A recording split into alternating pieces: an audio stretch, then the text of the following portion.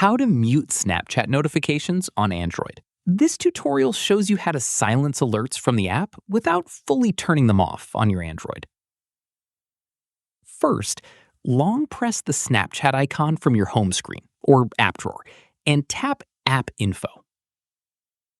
From there, tap Notifications. After that, tap Notification Categories to see a full breakdown of all the different notification types for Snapchat. At this point, go through the list and toggle off any categories you want to mute. Following this, if you want to mute all Snapchat notifications at once, just toggle off the main notification switch at the top, instead of going through each category one by one. Finally, any changes take effect immediately, and Snapchat will stop sending you alerts for whichever categories you turned off. That's how you mute Snapchat notifications on Android.